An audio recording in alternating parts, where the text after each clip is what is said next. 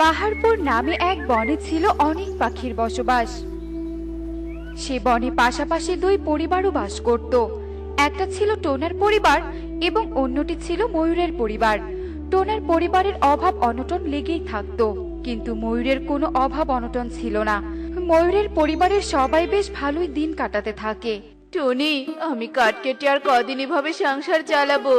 কাঠ কেটে তো তেমন কোনো রোজগার হয় না, আর সামনেই তো বর্ষার দিন আসছে, বৃষ্টিতে তো কাঠ কাটতেও পারবো না। তাই আমি ভেবেছি কিছুদিনের জন্য শহরে যাব। শহরে গেলে তবুও কিছু টাকা রোজগার করতে পারবো। টোনা, তুমি এসব কি বলছো? তুমি শহরে যাবে? তাহলে আমি ছোট মেয়েটাকে নিয়ে একা কিভাবে থাকবো? আমার যে একা থাকতে ভীষণ ভয় করে টোনা। টনি, তুমি কয়েকদিন একটু কষ্ট করে মেয়েটাকে নিয়ে থেকো, আমি খুব তাড়াতাড়ি শহর থেকে ফিরে আসবো। আচ্ছা ঠিক আছে টোনা, আমি আর তোমাকে বারণ করব না। কিন্তু তুমি কবে শহরে যাবে ঠিক করেছো? টনি, আমি তো কাল সকালে শহরে যেতে চাইছি, তুমি কি বলো? আমি আর কি বলবো, যা সিদ্ধান্ত নেয়ার তা তো তুমি নিয়েই ফেলেছো। তোমার যা ভালো মনে হয় তুমি তাই করো। এভাবেই সেই দিন কেটে যায়। আর পরের দিন সকালে টোনা শহরে যাওয়ার জন্য তৈরি হয়ে নেয়। বাবা, তুমি কোথায় যাচ্ছ?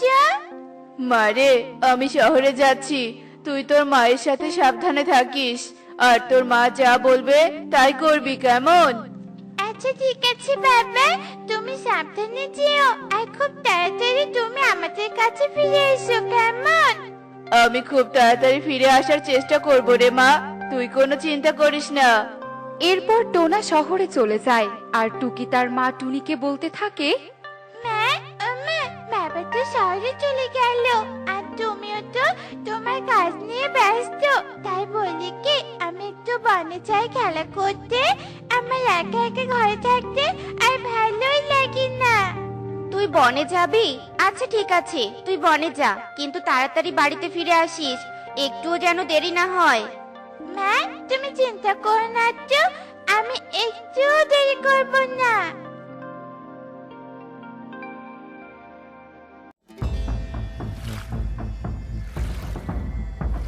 কি মৌটুসি, তুই এখানে কি করছিস? আমি এখানে কি করছি তাকে তোকে কৈফিয়ত দিতে হবে নাকি রে তোকে? তুই এভাবে বলছিস কেন? আমি তো শুধু জানতে চাইলাম তুই এখানে কেন এসেছিস। এভাবে বলবো না তো কিভাবে বলবো শুনি? তোর মতো গরিব পাখির সাথে যে আমি কথা বলেছি এটাই অনেক। তুই কি আশা করেছিলি আমি তোর সঙ্গে মধুর কণ্ঠে কথা বলবো?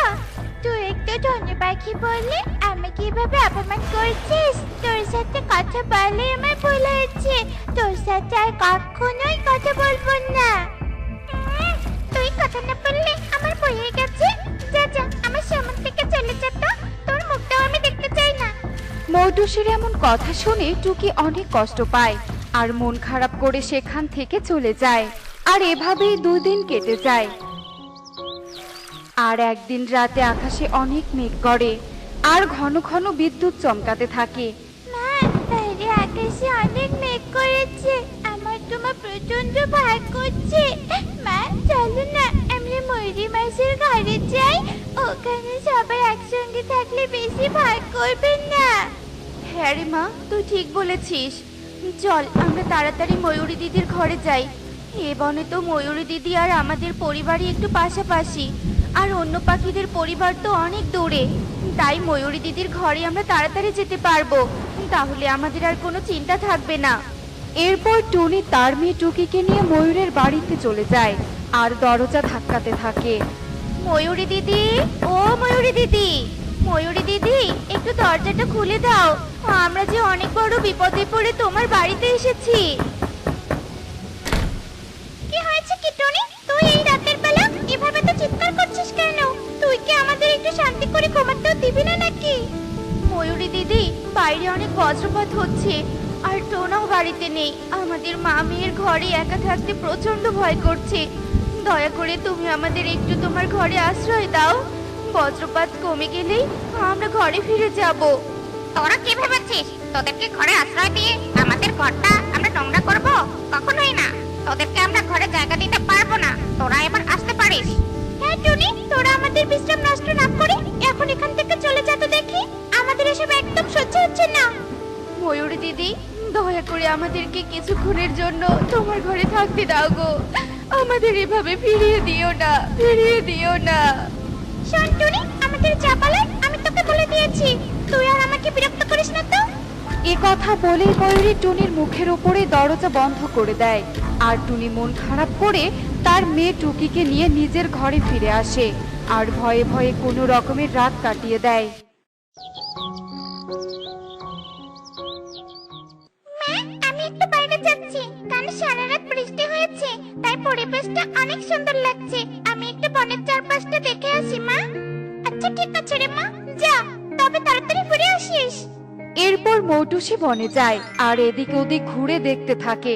তখন একটা ডাইনি মৌটুসিকে দেখতে পায়। আরে বাহ, এখানে এত সুন্দর একটা ময়ূরের ছানা আছে, তা তো আমি জানতাম না। এই ছানাটাকে যদি আমি আমার বশে আনতে পারি, তাহলে তো একে দিয়ে আমার সব কাজ হাসিল করতে পারবো। যাই, আর দেরি না করে ছানাটাকে আমার আস্তানায় নিয়ে যাই। একে ধীরে ধীরে আমার বশে করে নিব। এসব কথা বলে ডাইনি মৌটুসির দিকে এগিয়ে যেতে থাকে আর মৌটুসির কাছে গিয়ে ডাইনি মৌটুসিকে ধরে ফেলে। কে আমাকে ধরেছ? ছেড়ে দাও, ছেড়ে দাও বলছি, আমাকে ছেড়ে দাও। আমাকে ছেড়ে দাও। না না বাছা, তোকে তো আমি ছেড়ে দেব না, তোকে তো আমি আমার আস্তানায় নিয়ে যাব। ডাইনি, তুমি তুমি আমাকে কেন ধরেছ? আমি তোমার কি ক্ষতি করেছি যার জন্য তুমি আমাকে শাস্তি দিচ্ছ? তুই আমার ক্ষতি করবি কেন? তুই তো আমার উপকার করবি, সেজন্যই তো তোকে আমি আমার সাথে নিয়ে যাব। না না, আমি আবার মা বাবার কাছে যাব। আমাকে আমার মা বাবার কাছে যেতে দাও, যেতে দাও। মৌটুসি অনেক কাঁদতে থাকে, কিন্তু ডাইনি তার কোনো কথাই শোনে না। ডাইনি মৌটুসিকে ধরে তার আস্তানায় নিয়ে যেতে থাকে। তখন দূর থেকে টুনি ডাইনিকে দেখতে পায়। আরে, ওই দুষ্টু ডাইনি ময়ূরী দিদির মেয়েকে ধরে নিয়ে যাচ্ছে মনে হলো। ভালো করে দেখি তো। আরে সত্যি তো, ডাইনি ময়ূরী দিদির মেয়েকে ধরে নিয়ে যাচ্ছে। মৌটুসিকে যে করেই হোক ডাইনির হাত থেকে বাঁচাতে হবে। আমাকে এক্ষুনি ডাইনির পিছু ধরতে হবে আর দেখতে হবে ডাইনি মৌটুসিকে নিয়ে কোথায় যায়। টুনি ডাইনির পিছু ধরে। ডাইনি তা বুঝতেও পারে না। ডাইনি মৌটুসিকে তার আস্তানায় নিয়ে যায় আর মৌটুসিকে রেখে যেই না ডাইনি বাহিরে যায়, ঠিক তখনই টুনি ডাইনির আস্তানায় প্রবেশ করে আর দেখতে পায় ডাইনি মৌটুসিকে বন্দি করে রেখেছে। একে টুনি মাসি, তুমি এখানে এলে কি করে? মারে, তোকে আমি সবটা পরে বলবো, তার আগে তোকে এখান থেকে উদ্ধার করতে হবে, নইলে ডাইনি আবার আমাকে দেখে ফেলবে আর তখন দুজনে বিপদে পড়ে যাব। টুনি আর কোনো কথা না বাড়িয়ে মৌটুসিকে মুক্ত করে আর সেখান থেকে দ্রুত পালিয়ে যায়। একে মৌটুসি, তুই টুনিকে আমাদের বাড়িতে কেন নিয়ে এসেছিস? মা, আমি টুনি মাসিকে এখানে নিয়ে আসিনি, বরং টুনি মাসি আমাকে এখানে নিয়ে এসেছে। মানে তুই কি বলতে চাইছিস? আমি তো কিছুই বুঝতে পারছি না। এরপর মৌটুসি ময়ূরীকে সব কথা খুলে বলে আর সব শুনে ময়ূরী বলতে থাকে, টুনি, তোকে অনেক ধন্যবাদ আমার এত বড় উপকার করার জন্য। আমি তোকে অনেক অপমান করেছি, আর তুই কিনা আমার মেয়েকে ডাইনির হাত থেকে রক্ষা করেছিস। তোর এই ঋণ আমি কখনো ভুলবো না। তোর মতো ভালো মনের পাখি আর দুটো হয় না। তুই আমাকে ক্ষমা করে দিস টুনি, আমি আমার ভুল বুঝতে পেরেছি। ময়ূরী দিদি, আমাকে ধন্যবাদ দিতে হবে না। মৌটুসি তো আমার মেয়ের মতোই, ওর বিপদে আমি পাশে দাঁড়াবো, এটাই তো স্বাভাবিক। আর তুমি যে তোমার ভুল বুঝতে পেরেছো, এতে আমি অনেক খুশি। টুনি, আমি আর তোকে কখনো অপমান করব না। এখন থেকে আমরা দুই পরিবার একসঙ্গে মিলেমিশে থাকবো, কোনো বিপদ আমাদের স্পর্শ করতে পারবে না। হ্যাঁ ময়ূরী দিদি, আমরা এখন থেকে একসঙ্গে মিলেমিশে থাকবো। হে কে, টোনা, তুমি শহর থেকে কখন এলে? আর তুমি যে বনে আসবে আমাকে বলনি তো? টনি, আমি অনেকক্ষণ হলো বনে এসেছি, আর এসে তোমাদের সব কথা আমি শুনে অনেক খুশি হয়েছি। এরপর থেকে দুই পরিবার একসঙ্গে মিলেমিশে থাকতে শুরু করে, আর কোনো বিপদ তাদের স্পর্শও করতে পারে না। ইস, আজ যা গরম পড়েছে, মনে হচ্ছে এক্ষুনি আমার প্রাণটা একদম বেরিয়ে যাবে। এখন যদি একটু আইসক্রিম পাওয়া যেত তাহলে কতই না ভালো হতো। কিন্তু এই জঙ্গলে তো কেউই আইসক্রিম বানায় না। আমার বোন মুন্নি তো অনেক সুস্বাদু আইসক্রিম বানায়। আমি বরং আমার বোনের কাছেই যাই, ও আমাকে অবশ্যই দুটো আইসক্রিম খাওয়াবে। টুনি আর এক মুহূর্ত দেরি না করে সোজা তার বোনের কাছে চলে যায়। মুন্নি, তোর কাছে তো অনেক আইসক্রিম, তুই আমাকে দুটো আইসক্রিম খেতে দি না রে। গরমে যে আমার ভিতরটা পুরো একদম খা খা করছে জানিস। দিদি, তুই কি পাগল হয়েছিস নাকি যে এই জাদুই আইসক্রিমগুলো আমি তোকে দিব? যা ভাগ এখান থেকে।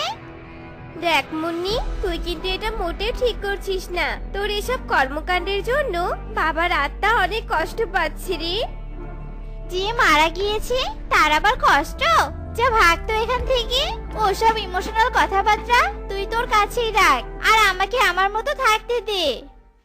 ঠিক আছে, আমি চলে যাচ্ছি, তবে এটা তুই ভালো করে মাথায় ঢুকিয়ে নে, তুই যা করছিস তা মোটেও ঠিক করছিস না রে। টুনি রাগ করে সেখান থেকে চলে যায়। আসলে তোমরা সবাই এতক্ষণ ধরে যে দু বোনকে দেখছিলে, ওরা হলো বিখ্যাত জাদুকর রাজু টোনার দুই মেয়ে। রাজু টোনা মারা যাওয়ার সময় একটা জাদুই আইসক্রিমের বই রেখে যায়। তো বন্ধুরা, চলো এবার আমরা মূল গল্প থেকে ঘুরে আসি। বান্টি, মেয়েটাকে একটু স্কুলে দিয়ে এসো না গো। আজকাল জঙ্গলে যে গরম পড়েছে না, না জানি মেয়েটা কখন অসুস্থ হয়ে পড়ে। আচ্ছা ঠিক আছে, তুমি কোনো চিন্তা করো না, আমি এক্ষুনি পারুলকে নিয়ে স্কুলে যাচ্ছি।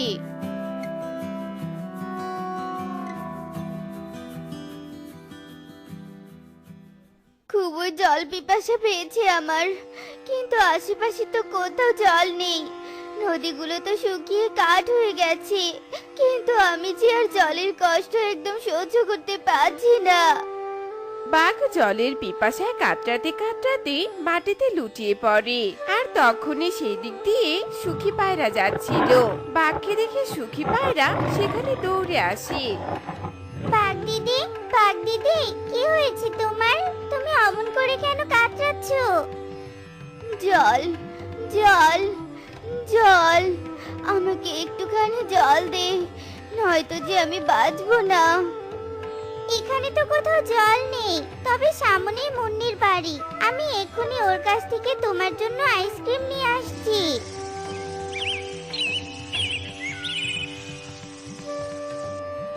মুন্নি, আমি তোকে কত টাকা দিচ্ছি, তুই আমাকে দুটো আইসক্রিম দে না রে। বাঘ দিদি যে ভীষণ অসুস্থ। বাঘ অসুস্থ তাতে আমার কি? আমি তো আর অসুস্থ নই, আর তোর ওই সামান্য কটা টাকা দিয়ে আমার জাদু আইসক্রিম কেনা সম্ভব নয়। তোকে না হয় আমি আরো অনেক টাকা দিব, তবু তুই আমাকে একটা আইসক্রিম দে না। বুঝেছি, তুই আমার মুখের কথায় এখান থেকে যাবি না, তোকে এবার আমার কায়দা করে বের করতে হবে। জাদু আইসক্রিম, যা ওই তুচ্ছ পাখিকে সাহায্য করে আয়।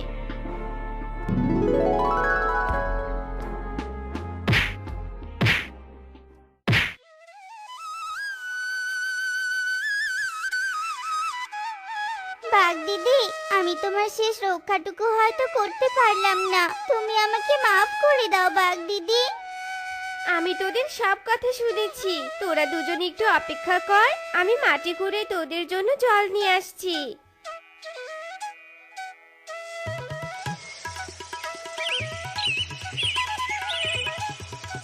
টুনি কোদাল নিয়ে একাই মাটি খোঁড়ে, আর বেশ কিছু দূর খোঁড়ার পর একটুখানি জলের দেখা পায়। এরপর টুনি জলটুকু তুলে নিয়ে বাঘকে খাওয়ায়। টুনি পাখি, তুই আমার জীবন বাঁচালি, এর জন্য আমি তোর কাছে চিরঋণী হয়ে থাকবো। এবার তুমি জঙ্গলের গভীরে চলে যাও বাঘ দিদি। টুনির কথা মতো বাঘ সেখান থেকে চলে যায়। এদিকে টুনি আর সুখীও নিজেদের বাড়ি ফিরে আসে। দেখতে দেখতে রাত হয়। এদিকে মুন্নি, এভাবে শুধু বসে বসে আইসক্রিম খেলে আমার চলবে না, আমাকে কালো জাদু সম্পূর্ণ হতে হবে। আর সেই কালো জাদু দিয়ে আমাকে পুরো জঙ্গল হাতিয়ে নিতে হবে। সবাইকে আমার গোলাম বানাতে হবে, যেন সবাই আমার কথা মতো চলে। আর আমি যেন আমার বাবার থেকেও বড় জাদুকর হতে পারি, তবেই না আমার এই জীবন সার্থক হবে। এবার আমাকে শয়তান রানীর ধ্যানে বসতে হবে আর তাকে আহ্বান জানাতে হবে। শয়তান রানী, শয়তান রানী, কোথায় আপনি? শয়তান রানী, আমি আপনাকে আহ্বান জানাচ্ছি, আপনি আমার ডাকে সাড়া দিন। এই অসময়ে তুই আমাকে কেন আহ্বান জানিয়েছিস? এখন যে আমি শক্তি সঞ্চয়ে ব্যস্ত থাকি, এটা কি তুই জানিস না? হ্যাঁ, আমাকে ক্ষমা করবেন শয়তান রানী। আপনি তো জানেন আমার কাছে জাদু আইসক্রিমের বই আছে। আমি চাই আরো কালো জাদু সম্পূর্ণ হতে। ঠিক আছে, আমি তোকে সেই কালো জাদুর শক্তি দিচ্ছি। এরপর শয়তানি রানী তার জাদু দিয়ে মাটির ঘরের উপর গোলাপি রং করে আর বলতে থাকে, এই ঘরে যতদিন গোলাপি রং থাকবে, তুই ততদিন কালো জাদু সম্পূর্ণ থাকবি। তোর যা খুশি তুই তাই করতে পারবি। আর যদি কোনোভাবে এই রং মুছে যায়, তাহলে তোর সব শক্তি নিমিষে শেষ হয়ে যাবে। বুঝতে পেরেছিস? ঠিক আছে শয়তান রানী, এবার আপনি আসতে পারেন। এরপর শয়তান রানী সেখান থেকে অদৃশ্য হয়ে যায় আর মুন্নি জাদু শক্তি পেয়ে ভয়ঙ্কর হয়ে ওঠে। এবার আমি সবার রক্তের গঙ্গা বইয়ে দিব, আর যেই পাখির রক্তের গঙ্গা বইবে সেই পাখির রঙের একটা করে জাদু আইসক্রিম খাবো। এতে করে আর কোনোদিন আমার জাদু ক্ষয় হয়ে যাবে না। মুন্নি তার শয়তানি হাসি হাসতে থাকে আর সেই শয়তানি হাসির শব্দে পুরো জঙ্গল কেঁপে ওঠে। এখন সর্বনাশের লক্ষণ। আর হাসিটা তো মনে হচ্ছে মুন্নি। তাহলে কি মুন্নি শক্তির অপব্যবহার করছে? না না, আমাকে কিছু একটা করতেই হবে। টুনি কি করবে সেটা ভেবে সে এদিকে সেদিকে পাচারি করতে থাকে।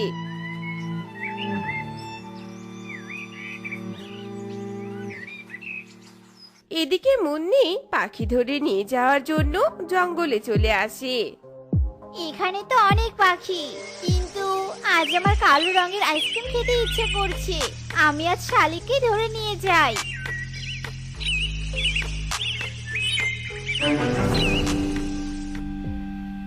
আমাকে ছেড়ে দে মুন্নি, আমি তোর কি ক্ষতি করেছি বল, যে কারণে তুই আমাকে ধরে নিয়ে যাচ্ছিস? তুই আমার কোনো ক্ষতি করিসনি। আজ আমার কালো আইসক্রিম খেতে ইচ্ছে করছে, তাই তোকে ধরে নিয়ে যাচ্ছি। মুন্নি আর কোনো কথা না বলে শালিককে নিয়ে গোলাপি মাটির ঘরে যায় আর শালিককে মেরে ফেলে। এরপর সে জাদু দিয়ে শালিকের রক্তের একটা কালো আইসক্রিম বানিয়ে খেতে থাকে। আহ, এই আইসক্রিম এত মজা! এভাবে মুন্নি প্রতিদিন কোনো না কোনো পাখিকে ধরে নিয়ে খেতে থাকে আর তা দেখে টুনি ভীষণ অস্থির হয়ে পড়ে। আর টুনি তার বাবার আত্মাকে আহ্বান জানায়। বাবা, তুমি তো সবই জানো মুন্নি কি অন্যায় করছে। এবার আমি ওকে কি করে থামাবো বলো তো বাবা, বলো আমাকে। মাটির গোলাপি ঘরকে তোর পুরে ছাই করে দিতে হবে, আর তার সাথে জাদুই আইসক্রিমের বইটাও পুড়িয়ে দিতে হবে। তবেই মুন্নির সব শক্তি শেষ হয়ে যাবে, সে ভস্ম হয়ে যাবে। এসব বলে রাজুর আত্মা অদৃশ্য হয়ে যায়। আর টুনি কায়দা করে মুন্নির গোলাপি মাটির ঘরে আগুন লাগিয়ে দেয়। আর মুন্নি ভেতরে থাকায় তার শক্তি সহ সে পুড়ে ছাই হয়ে যায়। আর এরপর থেকে কাউকে কোনোদিনও কষ্টে দিন পার করতে হয়নি। আমার তো এখন বয়স হচ্ছে, আমি যদি এখন থেকে আমার জন্য খাবার সংগ্রহ করে না রাখি, তাহলে তো শেষ বয়সে আমাকে না খেয়েই মরতে হবে। আমার তো আর বউ বাচ্চা কেউ নেই যে আমাকে রোজগার করে খাওয়াবে। যাই, আজ কিছু মুরগি নিয়ে বাজারে চলে যাই। আমার মুরগিগুলো তো সব একা একাই থাকবে, আমি বরং গুনে রেখে যাই। যদি কোনোভাবে হারিয়ে যায় তাহলে বুঝতে পারবো। 1 2 3 4, 5, 6। এখানে আমার 6টা মুরগি আছে। যাই, এগুলো আগে বিক্রি করে নিয়ে আসি। ঈগল তার মাথায় করে মুরগির ঝুড়ি নিয়ে বাজারে চলে যায়। এই মুরগি মুরগি নিয়ে যাও, দেশি মুরগি। কার কার লাগবে নিয়ে যাও, নিয়ে যাও। আমার কাছে কিন্তু সীমিত আছে, যদি একবার শেষ হয়ে যায় তো পস্তাবেন। আসুন আসুন, নিয়ে যান, নিয়ে যান। আরে ঈগল, তুই কষ্ট করে বিক্রি করতে কেন এসেছিস? আমাদের একটু খবর দিতি, আমরাই গিয়ে তোর বাড়ি থেকে মুরগি কিনে নিয়ে আসতাম। তোমরা আমাকে এত ভালোবেসে কথাটা বলছো, আমি তাতেই অনেক খুশি হয়েছি। নাও এবার তোমরা মুরগি কিনে নাও। সবাই ঈগলের কাছ থেকে মুরগি কিনতে থাকে। এদিকে কালু কাক ঈগলের মুরগি বিক্রি করা দেখে মনে মনে ভাবতে থাকে, এই ঈগলের তো অনেক মুরগি, এ তো এখন এখানে মুরগি বিক্রি করা নিয়ে ব্যস্ত। এই সুযোগে আমি বরং ঈগলের বাড়িতে গিয়ে বাজিবাদ করে আসি। হা হা হা। কালু কাক তার ভাবনার কাজ শেষ করে সেখানে আর এক মুহূর্ত দেরি না করে ঈগলের বাড়িতে চলে যায়। আর দুটো মুরগি চুরি করে নিয়ে নিজের বাড়িতে ফিরে আসে। এদিকে ঈগলও মুরগি বিক্রি করে তার বাড়িতে ফিরে আসে। এ কি, আমার দুটো মুরগি কম কেন? আমি তো যাওয়ার সময় 6টা মুরগি ঘুরে রেখে গিয়েছিলাম, তার মানে আমার বাড়িতে চোর ঢুকেছিল। ঈগল রাগে আগুন হয়ে এদিক সেদিক পায়চারি করতে থাকে, কিন্তু কোনো হিসাবে মিলাতে না পেরে একা একাই বসে কান্না করতে থাকে। অন্যদিকে টুনি আর টোনা কি গো, বাড়িতে যে কোনো খাবারই নেই, যাও না নদীতে গিয়ে দুটো মাছ ধরে আনো না গো। আমি সেই মাছ দুটো কেটে তোমার জন্য রান্না করব। আচ্ছা ঠিক আছে, তুমি বটি নিয়ে বসে থাকো, আমি এই যাব আর এই দুটো মাছ ধরে নিয়ে চলে আসব। টোনা টুনিকে অপেক্ষায় রেখে মাছ ধরতে চলে যায়। আর বেশ কিছুক্ষণ বড়শি নিয়ে বসে থাকার পর দুটো মাছ পায়। মাছগুলো তো দেখছি বড়ই আছে, আমি কি এই দুটো নিয়ে বাড়ি ফিরে যাব? কিন্তু দুটো মাছ নিয়ে বাড়ি ফিরে গেলে তো শুধু আজকের খাবারটাই হবে, কালকের জন্য তো আর কোনো খাবারই থাকবে না। না, আর একটু সময় ব্যয় করে আর দুটো মাছ ধরে নিয়ে চলে যাই। টোনা আবার বড়শি ফেলে মাছ ধরতে থাকে। এদিকে তখনই সেই দিক দিয়ে কালু কাক উড়ে যাচ্ছিল। টোনার মাছগুলো দেখে আর লোভ সামলাতে না পেরে মাছগুলো চুরি করে নিয়ে পালিয়ে যায়। হায় হায়, আমি এত কষ্ট করে মাছ ধরলাম, মাছগুলো সব কোথায় চলে গেল? টোনা এদিক সেদিক তাকিয়ে কাউকে দেখতে না পেয়ে ভীষণ মন খারাপ করে আর বড়শিতে ধরা একটা মাছ নিয়ে বাড়িতে ফিরে আসে। কি গো, তুমি মাত্র একটা মাছ নিয়ে বাড়ি ফিরে এলে কেন বলো তো? আমি তো অনেকগুলো মাছই ধরেছিলাম গো, কিন্তু কে যেন চুরি করে নিয়ে গেছে জানো। এদিকে ক্ষুধাতে আমার পেট একদম জ্বলে যাচ্ছে, তাই আমি চলে এলাম। আচ্ছা ঠিক আছে, তুমি বসো, আমি রান্না করে দিচ্ছি তোমাকে, কেমন?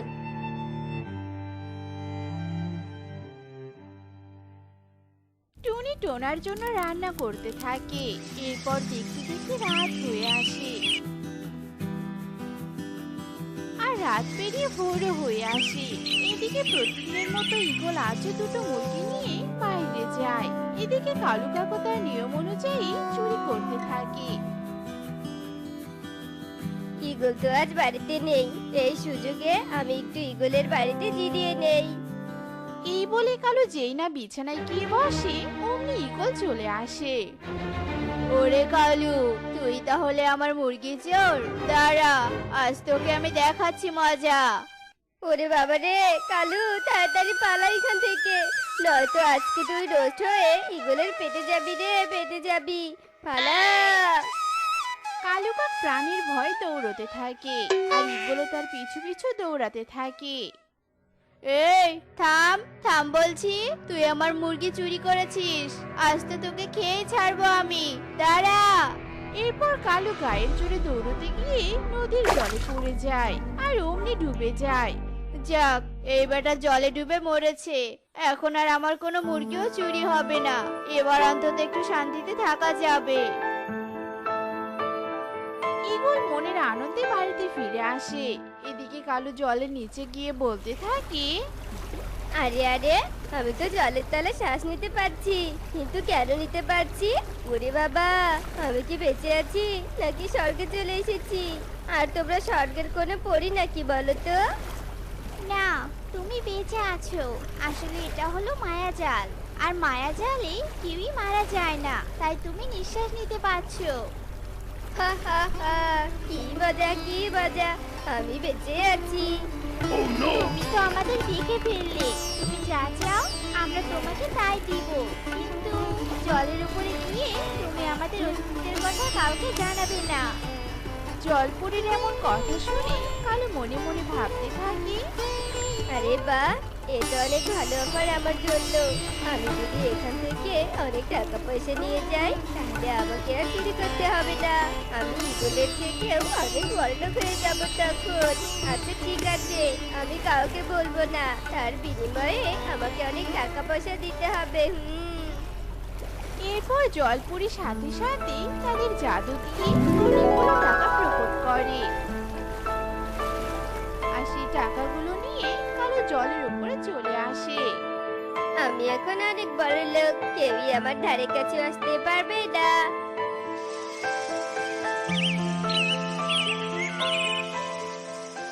কি রে কালু, তুই না জলে ডুবে মরে গেলি? তাহলে কি করে ফিরে এলি? আমি মরিনি, বরং আমার ভাগ্য ফিরিয়ে এনেছি জানিস।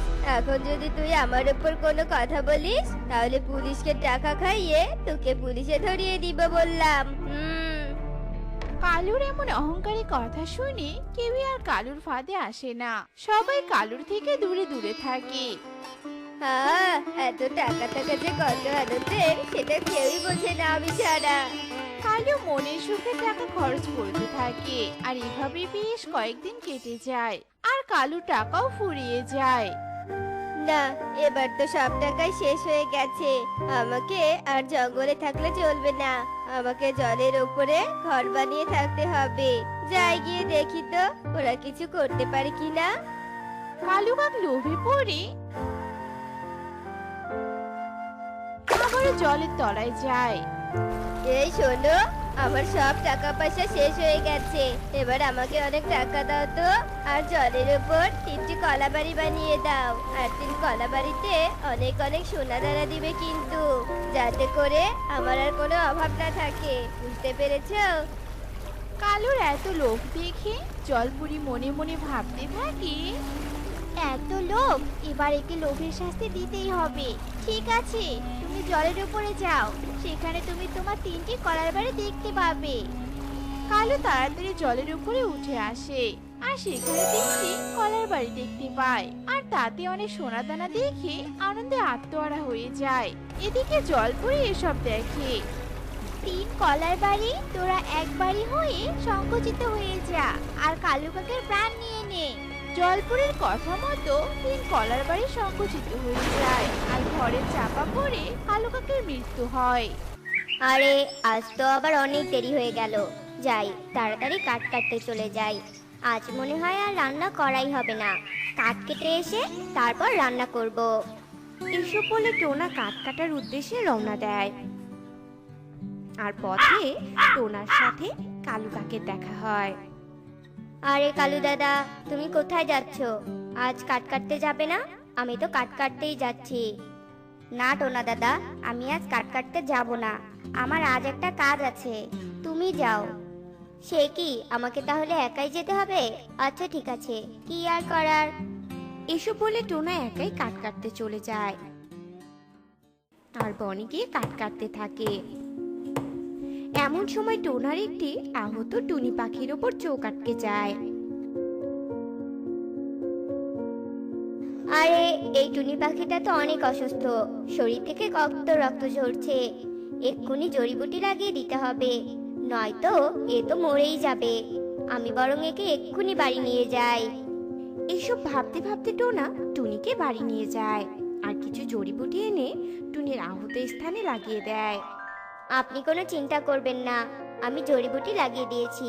আপনি কিছুক্ষণের মধ্যে সুস্থ হয়ে যাবেন। আপনি বরং এখন বিশ্রাম করুন, আমি আপনার জন্য কিছু জলখাবার নিয়ে আসছি। এসব বলে টোনা টুনির জন্য জল খাবার নিয়ে আসে। আপনাকে অনেক ধন্যবাদ আমাকে সুস্থ করে তোলার জন্য। আপনি না থাকলে হয়তো আমি এতক্ষণে মরেই যেতাম। আরে না না, এভাবে বলবেন না। পাখি হয়ে পাখির বিপদে দাঁড়ানো তো আমাদের দায়িত্ব। আপনি এসব নিয়ে ভাববেন না। আপনার শরীর সুস্থ আছে তো? হ্যাঁ, আমি একদম সুস্থ আছি। আচ্ছা, আপনার বাড়িতে আর কাউকে দেখছি না যে? আপনি কি একাই থাকেন নাকি? হ্যাঁ, একাই থাকি। আসলে আমার আপনজন বলতে কেউ নেই। আপনার কে আছে? আসলে আমারও আপনার মতো একই অবস্থা। আমিও একাই থাকি, আর আপনজন বলতে আমারও কেউ নেই।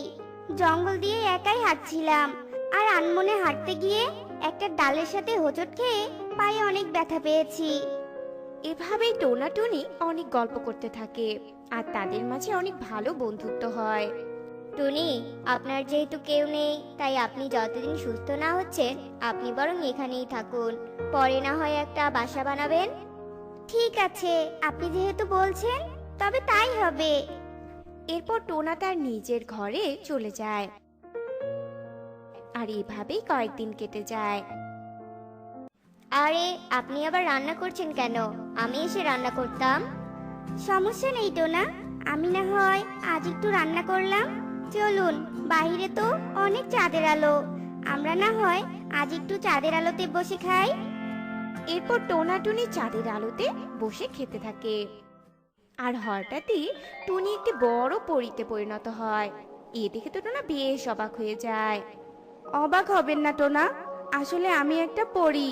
আমার নাম হচ্ছে ইচ্ছে পরী। শয়তান তান্ত্রিকের অভিশাপে আমি এতদিন টুনি পাখি হয়েছিলাম, আর আজ আবার পূর্ণিমার আলোতে আমি আমার পূর্ণ রূপ ফিরে পেলাম। তবে আমি তো আর এখানে থাকতে পারবো না টোনা, আমাকে এবার পরিরাজ্যে ফিরে যেতে হবে। আমি আপনার উপকারের কথা সারা জীবন মনে রাখবো। এবার তবে আমি আসি, ভালো থাকবেন। এসব বলে ইচ্ছে পরি পরিরাজ্যে চলে যায়। কিন্তু পরিরাজ্যে যাওয়ার পর থেকে ইচ্ছে পরি সব সময় টোনার কথা মনে পড়তো। অন্যদিকে টোনাও সব সময় টুনির কথা মনে করত। না, এতদিন পর আমি আমার নিজের রূপ ফিরে পেলেও আমি কিছুতেই টোনার কথা ভুলতে পারছি না। আমি কি তাহলে টোনাকে ভালোবেসে ফেলেছি? আমি টোনার কাছে ফিরে যেতে চাই, কিন্তু আমি তো এই রূপে সেখানে যেতে পারবো না। তাহলে এবার কি করি? পেয়েছি, উপায় একটা পেয়েছি। এরপর ইচ্ছে পরি ওর মা কারিশমা পরীর কাছে যায়, আর তাকে সবটা খুলে বলে। সবই তো শুনলে মা। মা, তুমি আমাকে টুনি পাখি বানিয়ে দাও না মা। আমি টুনি পাখি হয়ে সারা জীবন টোনার সাথে থাকতে চাই। তুই এসব কি বলছিস রে মা? তুই সবকিছু ভেবে বলছিস তো? আর একবার ভাব না রে মা। মা, আমি সব কিছুই ভেবে বলছি। আচ্ছা ঠিক আছে, আমি তোকে টুনি পাখি বানিয়ে দিচ্ছি। তবে একটা কথা মনে রাখবি, তুই কখনো সন্তানের জন্ম দিতে পারবি না। এতে তোর প্রাণ চলে যাওয়ার সম্ভাবনা আছে মা। এসব বলে কারিশমা পরি ওর মেয়েকে টুনি পাখিতে পরিণত করে দেয়, আর টুনি খুশি হয়ে টোনার কাছে ফিরে আসে। টুনি, তুমি ফিরে এসেছো? তোমাকে আমার অনেক মনে পড়েছে জানো। আমারও তোমার কথা অনেক মনে পড়েছে টোনা। আমি যে তোমাকে ভালোবেসে ফেলেছি, তাই মায়ের সাহায্যে আমি পরী থেকে টুনি পাখি হয়ে গেছি, আর তোমার কাছে চলে এসেছি। এরপর টোনা আর টুনি বিয়ে করে, আর ওরা দুজন সুখে দিন কাটাতে থাকে। টুনি, এই টুনি, এই দেখো আমি কত বড় একটা মাছ এনেছি। এখন এই মাছটা তাড়াতাড়ি করে রান্না করো তো, আজ দুজন মিলে অনেক মজা করে মাছ দিয়ে ভাত খাবো। এরপর টুনি মাছ রান্না করে, আর ওরা দুজন মিলে অনেক মজা করে ভাত খায়। জানো টুনি, আজ কালুর একটা সুন্দর ছেলে হয়েছে। কালু তো অনেক খুশি, ও আজ পুরো জঙ্গলে মিষ্টি খাইয়েছে। তাই নাকি টোনা? সে তো খুব খুশি সংবাদ। এরপর ওরা দুজন শুয়ে পড়ে। আজ টোনার চোখে ঘুম এলেও টুনির চোখে কোনো ঘুম আসে না।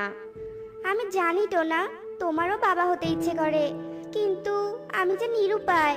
সন্তান নিলে যদি মায়ের কথাই সত্যি হয়ে যায় তাহলে কি হবে? এইদিকে টোনাও তো একটা সন্তানের জন্য সব সময় মন খারাপ করে থাকে। না, আমি বরং এবার একটা ডিম দিবই দিব। যা হবার সেটা পরে দেখা যাবে। এরপর টুনিও ঘুমিয়ে পড়ে। আর এভাবেই বেশ কয়েকদিন কেটে যায়।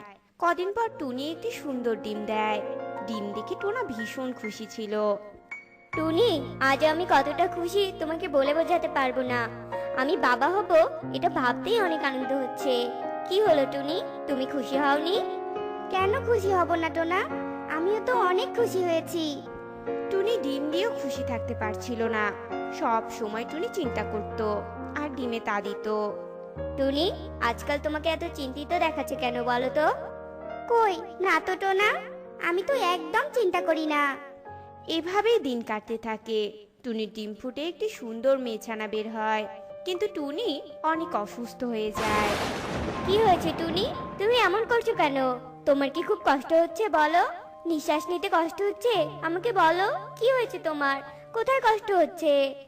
আমি জানতাম টোনা এমনটাই হবে।